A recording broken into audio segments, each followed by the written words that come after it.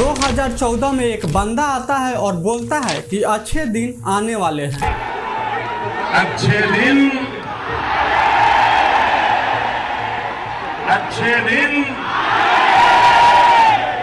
वाह।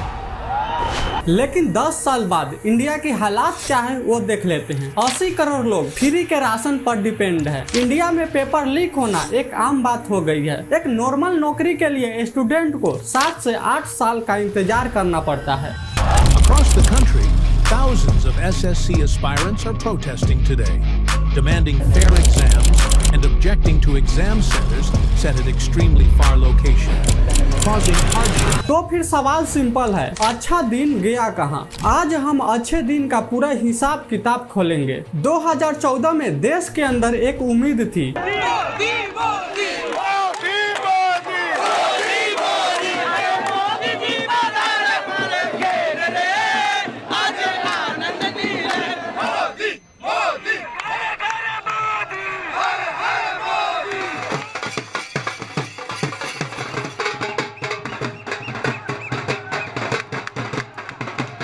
यूपीए सरकार से लोग परेशान हो चुके थे।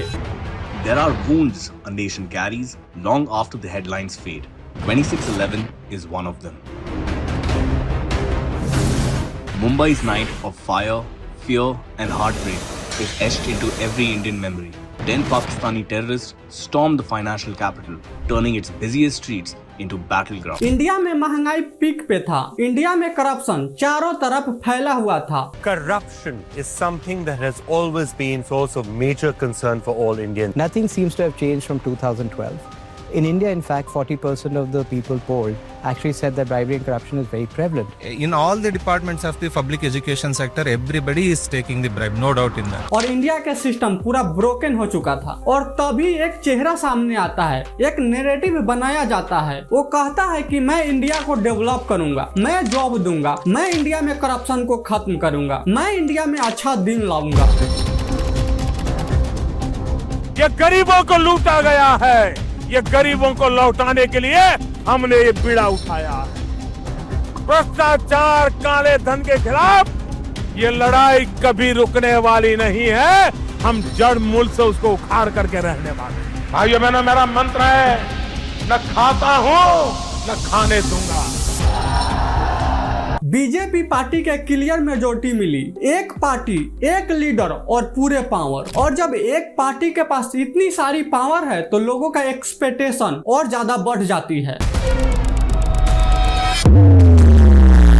लेकिन बीते 10 साल बाद ग्राउंड रियलिटी क्या दिखी? 2014 में वादा किया गया था कि 10 करोड़ नौकरी देने का, लेकिन रियलिटी में सिर्फ 3 से 4 करोड़ नौकरी ही मिली, और वो भी पेपर पे। जमीनी स्तर पर कोई ठिकाना नहीं है। सबसे बड़ी बात, जितना जॉब के सपना दिखाया गया, ग्राउंड रियलिटी पर वो जॉब मिला ही नहीं। और 3 से 4 करोड़ जो भर्ती निकली वो भी पेपर लीक, डिले और कैंसल में फंस के रह गई। मतलब कि इंडिया में सिर्फ जॉब की कमी की दिक्कत नहीं है, दिक्कत यह भी है कि जो जॉब मिला वो भी साफ तरीके से नहीं मिला। कभी पेपर लीक हो जाता है, कभी डिले हो जाता है, तो कभी एग्जाम ही कैंसिल हो जाता है। अब जरा आप एक स्टूडेंट के बारे में सोचो। एक स्टूडेंट सुबह 5 बजे उठता है, 2 साल तक एक पेपर की तैयारी करता है, कोचिंग, फॉर्म फीस, ट्रेवल और प्रेशर सब झेलता है, और फिर एग्जाम देता है। 10 दिन बाद पता चलता है कि वो पेपर लीक हो गया, एग्जाम कैंसिल हो गया। और यह प्रॉब्लम सिर्फ एक एग्जाम की नहीं है। 2022 से लेकर के 2026 तक 15 से भी ज्यादा मेजर एग्जाम के पेपर लीक हुए हैं, और वो भी इंडिया में। पुलिस भर्ती exam, teacher exam, railway exam, इन सब का पेपर लीक हो जाता है। और इसका रीजन और इसका रिजल्ट मिलता है कि एक स्टूडेंट का एज लिमिट क्रॉस कर जाता है और बेरोजगारी पीक पे चली जाती है। और लगभग हर बार पैटर्न शिफ्ट सेम होता है। एग्जाम हुआ, पेपर लीक हो गया, स्टूडेंट प्रोटेस्ट करने लगे, री एग्जाम की बात आई, महीनों तक डिले हो गया री एग्जाम, और इसके बीच में एक स्टूडेंट का एज लिमिट क्रॉस कर जाता है और वो बेरोजगार हो जाता है। मतलब कि एक स्टूडेंट के लिए मेहनत भी तुम्हारी और साजा भी तुम्हारी, इसका सरकार कोई जिम्मेवारी नहीं लेगा। और इसमें सबसे डेंजर बात पता है क्या है? जब सिस्टम खुद बार बार ये सिंगल दे कि मेहनत से कुछ नहीं होने वाला, तो यूथ के दिमाग में एक जहर बैठ जाती है कि मेहनत से इंडिया में कुछ नहीं होता है, बस सेटिंग से होता है। और यही सबसे बड़ा डैमेज होता है, क्योंकि एक पेपर लीक सिर्फ एक एग्जाम को खराब नहीं करता है, पूरे के पूरे जनरेशन को खराब कर देता है, भरोसा तोड़ देता है। और दूसरी तरफ सरकार स्कीम, स्किल ट्रेनिंग और डेवलपमेंट की बात करती है, लेकिन अगर 80 करोड़ लोग फ्री के राशन पर डिपेंड है, तो इसका मतलब यह भी है कि ग्राउंड लेवल पर इनकम सिक्योरिटी और स्टेबल अर्निंग अभी भी बहुत बड़ा प्रॉब्लम है। जॉब के लिए, अनएम्प्लॉयमेंट के लिए अभी भी सवाल वही है जो सवाल 2014 में था। लेकिन कहानी सिर्फ पेपर लीक और अनएम्प्लॉयमेंट, बेरोजगारी तक ही सीमित नहीं है। असली खेल तो नैरेटिव कंट्रोल करने का है। मतलब कि हमारे इंडिया में ग्राउंड रियलिटी कुछ और है और पब्लिक डिस्कशन कुछ और है। यह पैटर्न एक बार देखो। अगर आप सरकार के तारीफ करोगे तो आप देशभक्त, और वहीं अगर सरकार से सवाल पूछो तो एंटी नेशनल, और अगर आप बेरोजगारी की बात करोगे तो नेगेटिव माइंडसेट, और वहीं अगर पेपर लीक पर बात करो, पेपर लीक पर सवाल उठाओ तो टॉपिक बदल दिया जाएगा। और यह कोई छोटी पॉलिटिकल ट्रिक नहीं है, यह पूरा सिस्टम बनाया गया है कि कोई सवाल ना पूछ पाए, कोई पेपर लीक पर बोल ना पाए। WhatsApp forward, TV debate, YouTube thumbnail, politics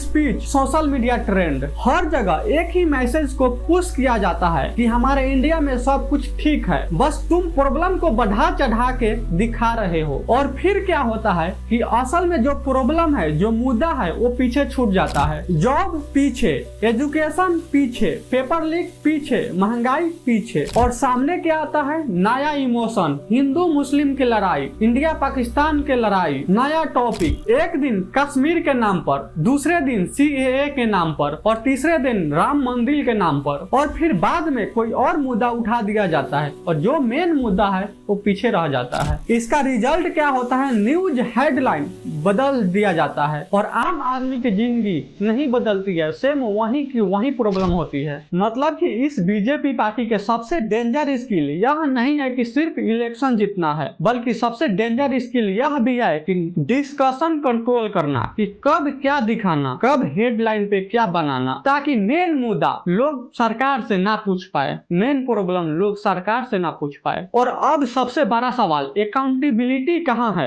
अगर किसी ऑपोजिशन के नेता पर आरोप लगे तो ईडी एक्टिव हो जाता है, ईडी का एक्शन शुरू हो जाता है, सीबीआई का एक्शन शुरू हो जाता है, उसके घर पर रेड पड़ जाता है, उसको अरेस्ट कर लिया जाता है और उसको हेडलाइन ब्रेकिंग न्यूज पर दिखाया जाता है। लेकिन जब सवाल रूलिंग पार्टी पर उठाया जाता है, बीजेपी पार्टी पर उठाया जाता है, तब यह मीडिया जो हेडलाइन बनाती है वो कहाँ चली जाती है, अचानक गायब कैसे हो जाती है? और यही सबसे बड़ी प्रॉब्लम है, क्योंकि डेमोक्रेसी स्टेट में, डेमोक्रेसी राज्य में सवाल पूछना एंटी नेशनल नहीं होता है। किसी डेमोक्रेसी देश में सवाल पूछना बहुत ही नॉर्मल होता है। अगर पब्लिक का पैसा है तो पब्लिक सवाल भी करेगी, और अगर सिस्टम फेल हो चुका है तो जवाब भी क्लियर होना चाहिए, जवाबदेही भी होना चाहिए। लेकिन आज बीजेपी के राज में तस्वीर कुछ और बन जाती है। पेपर लीक बार बार होता है, अनएम्प्लॉयमेंट पर गुस्सा आता है, ट्रांसपेरेंसी पर सवाल नहीं उठाया जाता, और इंडिया के यूथ पूरा फ्रस्ट्रेशन में है, और इंडिया के सिस्टम पर ट्रस्ट पूरा खत्म हो चुका है। तो सवाल उठता है कि क्या यह सिस्टम का पूरा फेलियर है, या फिर यह एक ऐसा सिस्टम है जो सिर्फ पावरफुल लोगों को प्रोटेक्ट करती है, और जो वीक लोग है, गरीब लोग है, उसको लाइन में खड़ा मरने के लिए छोड़ दिया जाता है। क्योंकि जब सिस्टम पावरफुल लोगों के लिए बिल्कुल सॉफ्ट हो जाता है और गरीब स्टूडेंट के लिए ताकतवर हो जाता है, तो फिर अच्छे दिन सबके लिए नहीं आते हैं। गरीब लोगों के लिए अच्छे दिन नहीं आते हैं, वहीं पावरफुल और अमीर लोगों के लिए अच्छे दिन आते हैं। 2014 में सपना दिखाया गया था जॉब का, डेवलपमेंट का